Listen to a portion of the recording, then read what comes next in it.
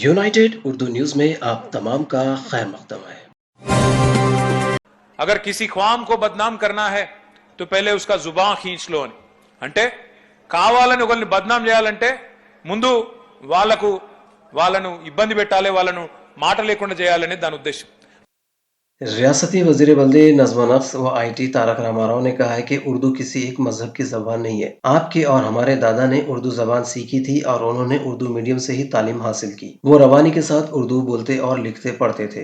दरहकीकत उर्दू किसी एक मजहब की जबान नहीं है, लेकिन बाज लोग एक मजहब को निशाना बनाते हुए गलत सलूक कर रहे हैं। रियासती वजीर ने हैदराबाद के मज़ाफ़ात में वाक़ बहादुरपल्ली में सरकारी जूनियर कॉलेज का इफ्तिताह अंजाम दिया। इस मौके पर अपने खिताब में उन्होंने कहा कि वो मुतल्लिक़ा रुकन असम्बली की ख्वाहिश के मुताबिक चीफ मिनिस्टर से बातचीत करके यहाँ उर्दू मीडियम कॉलेज मंजूर करवाएंगे। కాకుండా ఉర్దూ నేర్చుకోవాలనే ఆసక్తి ఉన్న ఇతరులు చాలా మంది మూర్ఖులు ఏమనుకుంటారంటే తెలిసి తెలవక అవగాహన లేక ఉర్దూ అంటే అదేదో ఒక మతం భాష అన్నట్టు పిచ్చి మాటలు మాట్లాడుతూ ఉంటారు కొంతమంది మూర్ఖులు. నేను వాళ్ళ పేర్లు కూడా తీసుకొని వారిని గొప్పవాళ్ళని చేయదలుచుకోలేదు, కానీ తెలివి లేని మూర్ఖులు దద్దమ్మలు కొంతమంది ఎవరైతే ఉంటారో వాళ్ళు ఉర్దూని ఒక మతం భాష కింద చిత్రీకరించే చిల్లర ప్రయత్నం చేస్తూ ఉన్నారు. ఉర్దూ ఒక మతం భాష కాదు.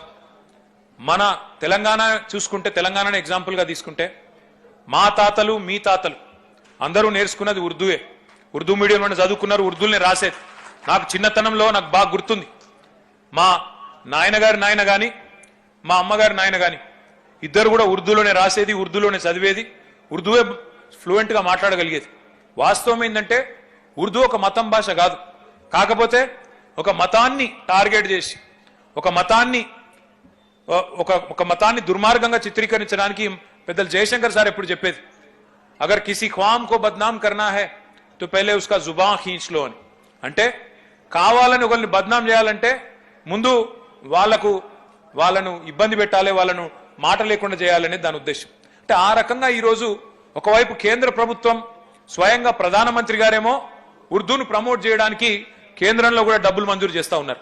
కానీ ఇక్కడ ఉన్న కొంతమంది తెలిసి తెలియని మిడిమిడి జ్ఞానంతో మాట్లాడే కొంతమంది సన్నాసులు మాత్రం ఉర్దూని ముస్లింల భాషగా, ఉర్దూని మైనారిటీల భాషగా మాత్రమే చిత్రీకరించే చిల్లర ప్రయత్నం చేస్తూ ఉన్నారు.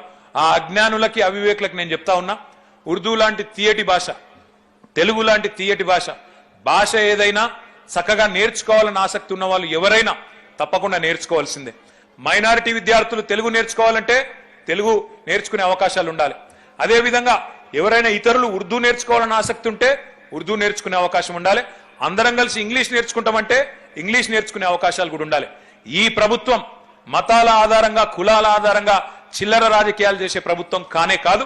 తప్పకుండా ఇంగ్లీష్ మీడియం పెడతాం, తెలుగు మీడియం పెడతాం, ఉర్దూ మీడియంలో కూడా అవసరమైతే మీ ఎమ్మెల్యే గారు కోరినట్టుగా తప్పకుండా ఒక కళాశాల మంజూరు చేయించే బాధ్యత కూడా మాకు.